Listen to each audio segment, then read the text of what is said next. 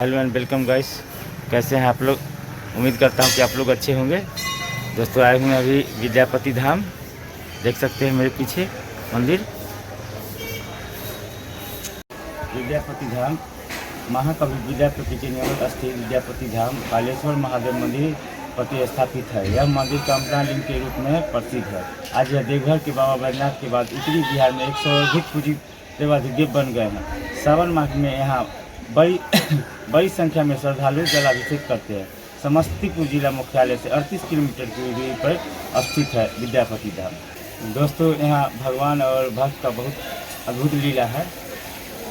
देवों के देव महादेव की कोई जलती लकड़ी से पिटाई करे कोई सोच भी नहीं सकता, लेकिन यह बात बिल्कुल सच है। बात कुछ 1360 ईस्वी के आसपास की है। उन दिनों बिहार में बिस्फी गांव में एक कवि हुआ करते थे। कवि का नाम विद्यापति था। कवि होने के साथ साथ विद्यापति भगवान के शिव के अनन्य भक्त भी थे। इनकी भक्ति और रचनाओं से प्रसन्न होकर भगवान शिव को इनकी घर नौकर बनकर रहने की इच्छा हुई। भगवान शिव ने एक दिन जाहिल गवार के भेष बनाकर विद्यापति के घर गए। विद्यापति के शिव जी ने अपना नाम उगना बताया। विद्यापति की आर्थिक स्थिति अच्छी नहीं थी, तो उसने उगना को नौकरी पर रखने से मना कर दिया। लेकिन शिव जी मानने वाले कहाँ थे। मनाने के बाद 2 वक्त की भोजन पर नौकरी के लिए तैयार हो गए। इस पर विद्यापति की पत्नी विद्यापति से उगना को नौकरी पर रखने के लिए कहा, तो विद्यापति ने पत्नी की बात मानकर उगना को नौकरी पर रख लिया।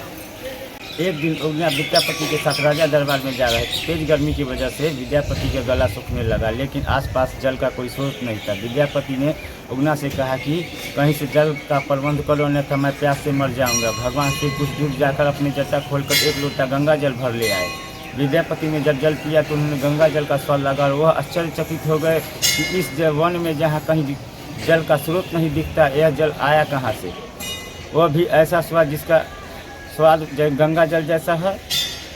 कभी विद्यापति ने उगना पर संदेह हो गया कि यह कोई सामान्य व्यक्ति नहीं बल्कि स्वयं भगवान शिव है, और उगना से उसका वास्तविक परिचय जानने के लिए जिद करने लगा। जब विद्यापति ने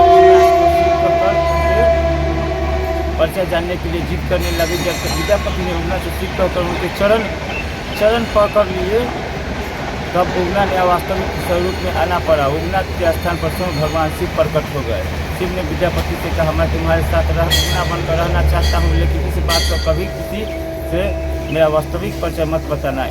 इन्होंने शिव की शर्त मान लिया। लेकिन एक दिन विद्यापति की पत्नी सुशीला ने उगना को कोई काम दिया। उगना उस काम को ठीक से नहीं समझा और गलती कर बैठा। सुशीला इससे नाराज हो गई और चूल्हे से जलती लकड़ी निकाल कर लगी शिव जी की पिटाई करने। विद्यापति ने जब यह दृश्य देखा तो अनर्थ हो उनके मुख से निकल पड़ा कि ये तो भगवान शिव है, इन्हें जलती लकड़ी से मार रही हो। फिर क्या था, विद्यापति ने के मुँह से शिव की निकलते ही शिव अंतर्ध्यान हो गए। इसके बाद तो विद्यापति पागलों की भांति उगना उगना कहते हुए वनों में, खेतों में, हर जगह उगना बने शिव को ढूंढने लगे। भक्त की ऐसी दशा देखकर शिव को दया आ गई। भगवान शिव विद्यापति के सामने प्रकट हो गए और कहा कि अब मैं तुम्हारे साथ नहीं रह सकता। उगना के रूप में जो मैं तुम्हारे साथ रहा, उसके प्रतीक चिन्ह के रूप में मैं शिवलिंग के रूप में विराजमान रहूँगा। इसके बाद शिव अपने लोक लौट गए और उस स्थान पर शिवलिंग प्रकट हो गया। तो चलिए आप लोग को दर्शन कराते हैं शिवलिंग का। दोस्तों वीडियो में कंटिन्यू बने रहे। चलिए चलते हैं।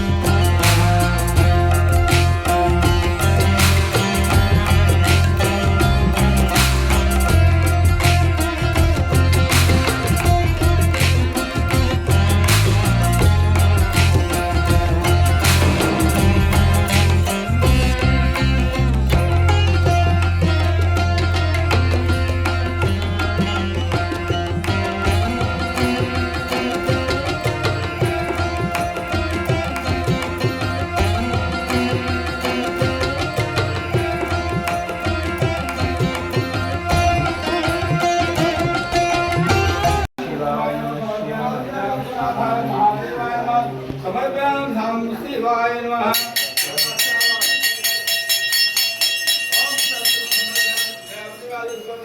महादेवाय नमः। समर्पयाम सर्वे चलो। ओम शत्रु समर्पयाम नमः शिवाय नमः। बेलपात। ओम इंद्रागार पाफंगाम शिवरपं समर्पयाम द्राविनाथाय महादेवाय नमः। समर्पयाम राम शिवाय नमः। गौरी शंकर महादेवाय नमः। समर्पयाम भांगचरा। ओम भांगम समर्पयाम राम शिवाय द्राविनाथाय महादेवाय नमः। द्राविनाथाय नमः। समर्पयाम राम शिवाय महादेवाय नमः। प्रसाद फूल पर सब लेके चढ़ाइए। महादेवाय नमः। समर्पयाम राम शिवाय नमः। सब चढ़ाओ दिखाने के लिए।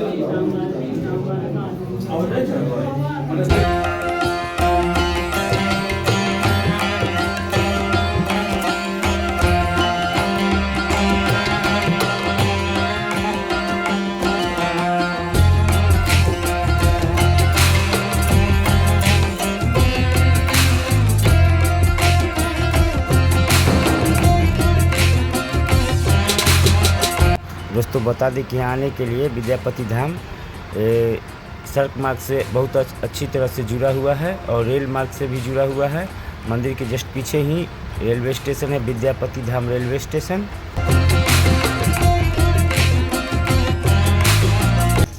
ये देख सकते हैं दोस्तों विद्यापति धाम रेलवे स्टेशन।